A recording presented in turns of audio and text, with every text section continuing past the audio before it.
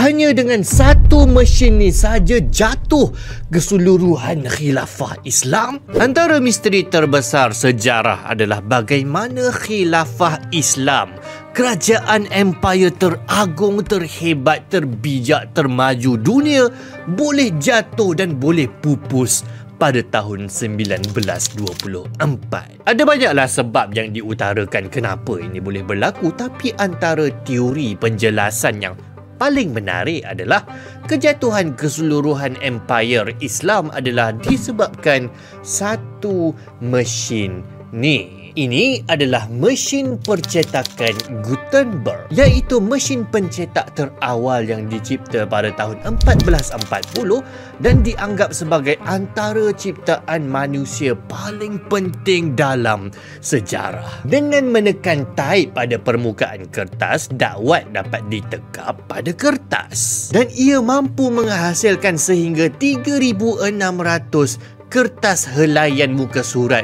pada satu hari. Dulunya proses untuk hasilkan satu salinan buku adalah sangat-sangat panjang, renyah dan mahal. Kena ada jurusalin. Dan jurusalin tu dia menyalin satu kandungan buku tu, entahlah satu buku sebulan, satu buku setahun. Tapi 60 tahun selepas mesin cetak Gutenberg ini dihasilkan, di Eropah saja telah tercetak 20 juta buku. Pada abad ke-16, sejumlah 200 juta salinan buku telah dihasilkan. Buku menjadi sangat-sangat banyak, mudah nak dapat dan murah. Dan buku-buku yang dihasilkan bukan setakat buku-buku macam Bible ataupun buku sains ataupun buku-buku sekular saja. Pada tahun 1500, Al-Quran bercetak yang pertama dicetak oleh orang Eropah bukan dalam bahasa Latin tapi dalam bahasa Arab. Di Eropah kemudian berlakulah revolusi percetakan yang kemudian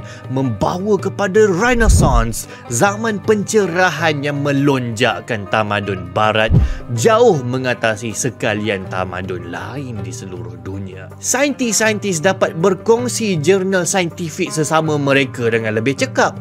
Maka kemudian berlaku pula revolusi saintifik di Eropah hasil daripada penciptaan satu mesin percetakan. Cumanya satu misteri besar dalam lipatan sejarah dunia dan rasanya korang pun dah boleh kaitkan apa yang berlaku dengan tajuk kita, ialah apa yang berlaku kepada tamadun Islam. Apa yang khilafah Islam buat dengan teknologi percetakan ni? Malangnya setelah 500 tahun setelah mesin pencetak yang pertama ini dicipta, teknologi percetakan semacam tak wujud di dunia Islam. Sampailah kepada tempoh ia jatuh. Quran bercetak yang pertama dihasilkan oleh orang Islam secara rasminya dibuat pada tahun 1924 oleh percetakan Bulaq di Mesir. 1924. Oh, dan soalan yang lebih ironi lagi, kenapa Mesir? Kenapa tak tempat lain? Sebab waktu Napoleon Bonaparte menjajah Mesir pada tahun 1800, dia membawa sekali mesin-mesin percetakan beliau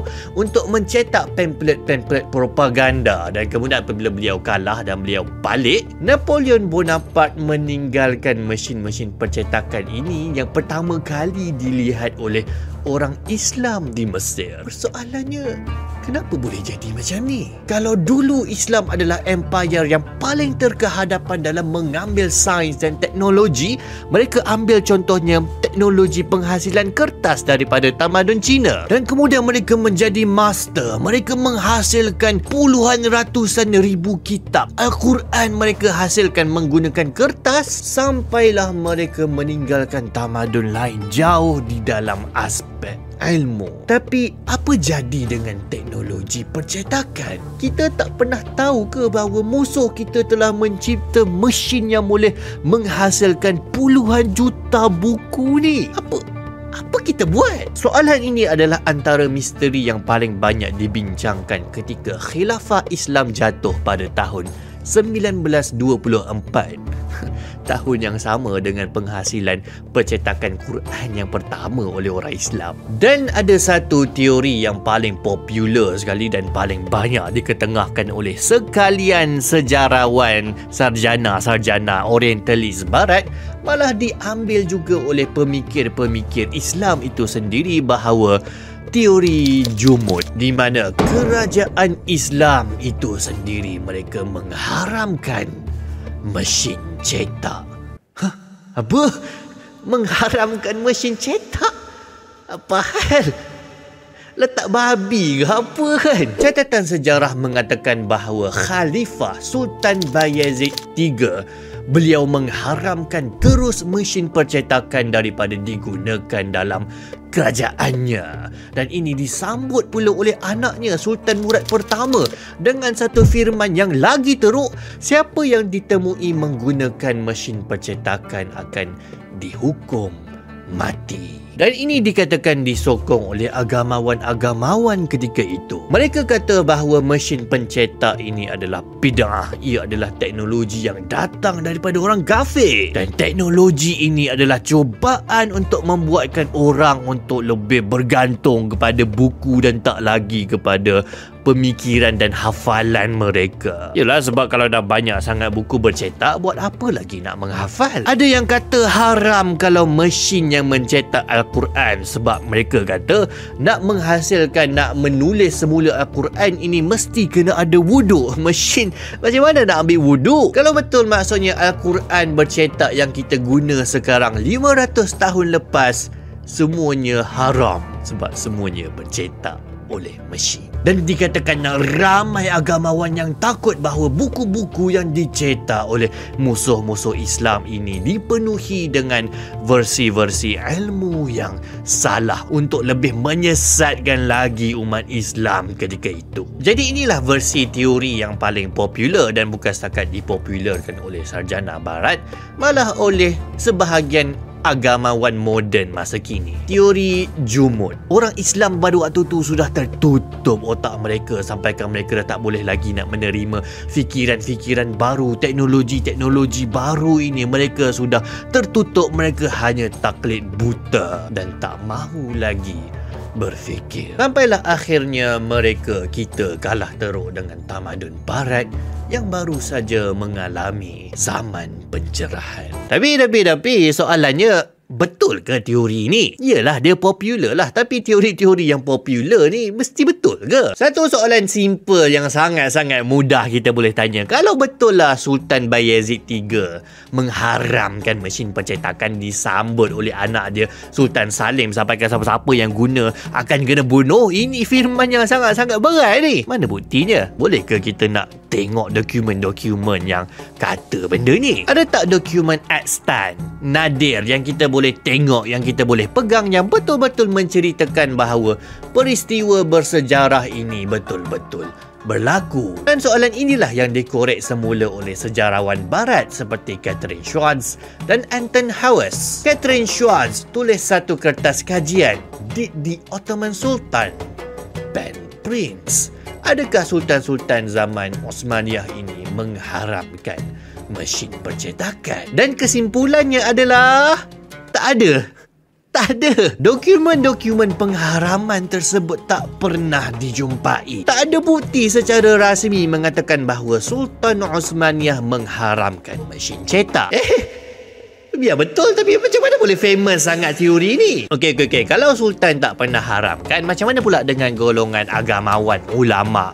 Mesti ada orang pernah kata bahawa mesin pencetak ni adalah bid'ah. Mesti ada banyak fatwa-fatwa pengharaman mesin pencetak yang kita boleh akses. Ini juga tak dijumpai. Malah yang dijumpai sebenarnya adalah sokongan Sultan dan Syekhul Islam pada orang Islam yang nak buat bisnes percetakan pada waktu tu. Pada tahun 1720 27, Sultan Ahmad memberi permit kepada Ibrahim Mutafarrika untuk mencetak beribu-ribu buku di bawah syarikat percetakan yang baru nak dibuatnya. Tujuan utamanya adalah kerana untuk mengembangkan lagi ilmu Islam. Dan bila orang tanya kepada Mufti Besar Uthmaniyah pada waktu tu, Syekhul Islam Abdullah Effendi, dia kata ini sangat bagus, sangat besar manfaatnya kepada umat. Lain pula. Cuma dia kata bahawa kalau nak buat kena ada editor dan kena ada proofreader.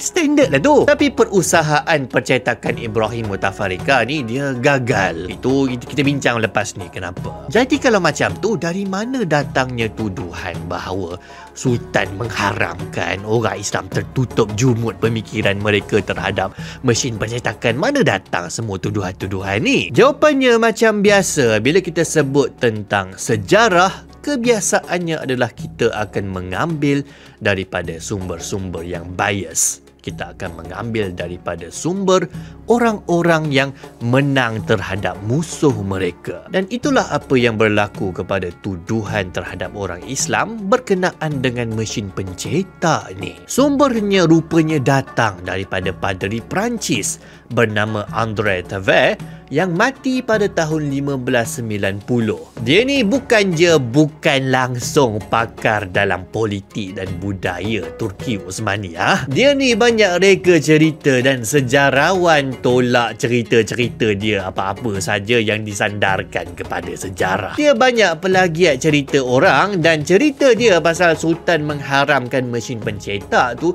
datang 30 tahun lepas lawatan dia, lepas dia singgah di Turki. Daripada sumber yang satu ni, cerita ni kemudian disambung, digembar-gemburkan dan dikembangkan oleh sejarawan-sejarawan barat. Dan bila khilafah dah betul-betul hujung tanduk, dah nak ditumbangkan dah, golongan-golongan nasionalis yang benci kepada khilafah dan benci kepada sultan, mereka peluk dan mereka ambil cerita ni. Dan ia dijadikan tuduhan utama bahawa sistem khilafah sultan-sultan Islam ini adalah punca utama kenapa mereka mundur. Maka kesimpulannya, tak ada bukti langsung nak kata bahawa orang Islam mengharamkan mesin percetakan, dan satu-satunya sumber utama nak kata bahawa sultan mengharamkan datang daripada sumber yang tak dipakai langsung lah. Dan ini memang banyak kali dibuat bahawa tuduhan-tuduhan ini adalah bentuk tuduhan yang paling malas. Salahkan agama je. Ada masalah apa-apa, salahkan agama. Macam kartun. Tapi ya, itu masih tak menjawab persoalan kenapa kerajaan Islam ambil masa yang sangat-sangat lama, 500 tahun, untuk mengguna pakai teknologi mesin percetakan. Bagi saya, penjelasan kepada soalan ini adalah sangat relevan dengan apa yang kita rasa sekarang. Bila teknologi baru datang macam ombak deras yang tak berhenti-henti. Bila ada Uber, ada Grab, teknologi yang baru ini sangat-sangat merosakkan, sangat-sangat disrupt perusahaan teksi yang dah wujud selama berpuluh-puluh tahun. Teknologi ini mengancam teruk periuk nasi diorang dan membunuh sumber pendapatan mereka selama ni. Bila ada teknologi kereta, ia membunuh terus industri penternakan kuda untuk kenderaan. Dan sekarang bila dah ada AI yang macam dah sangat pandai untuk buat macam-macam perkara yang kita tak sangka dia boleh buat 5 tahun yang lepas, maka sekarang kita macam berada dalam ketakutan juga. Apalah nasib kita pada masa akan datang nanti. Dan jujurnya kita rasa macam nak lawan teknologi ni, tak nak teknologi ni untuk ada. Waktu teknologi mesin percetakan ini diperkenalkan kepada dunia Islam, warisan keilmuan dunia Islam pada waktu tu dah dipenuhi dengan perpustakaan. Dan maksudnya kerajaan itu penuh dengan pekerja buku. Di Istanbul saja pada waktu tu, pada tahun 1600, 30 kedai buku sahaja boleh ada hampir sampai 600 pekerja. Dan golongan yang bekerja sebagai penyalin buku saja boleh mencecah hampir 90,000. 90,000, ya Allah, banyak tu. Satunya, dengan perkenalan mesin percetakan ini, ia boleh bunuh sepenuhnya pekerjaan penyalin buku ini satu pekerjaan yang mulia, yang dulunya sangat-sangat diamalkan, dipandang tinggi, tapi sekarang sudah pupus langsung pekerjaan tersebut. Mana ada orang kerja salin buku dah sekarang ni. Tapi satu lagi adalah pada waktu tu orang Islam tak rasa mereka memerlukan kepada teknologi yang baru ni. Mereka dah ada penyalin-penyalin berdedikasi terutama untuk kitab yang paling penting dalam kehidupan mereka, iaitu Al-Quranul Karim. Dan Al-Quran tulisan tangan adalah lebih cantik daripada mesin. Itu belum kira lagi kesalahan-kesalahan yang banyak dibuat oleh mesin. Satu lagi beza besar antara apa yang berlaku di Eropah dengan di negara Arab adalah kalau nak hasilkan mesin pencetak yang berhuruf Arab ni, dia sangat-sangat besar dan mahal berbanding dengan mesin cetak pencetak huruf Latin. Huruf dia saja ada beza versi di bahagian awal kata, tengah dan hujung. Mesin pencetak Arab kalau nak dibuat adalah 6 kali ganda lebih besar daripada mesin pencetak huruf Latin.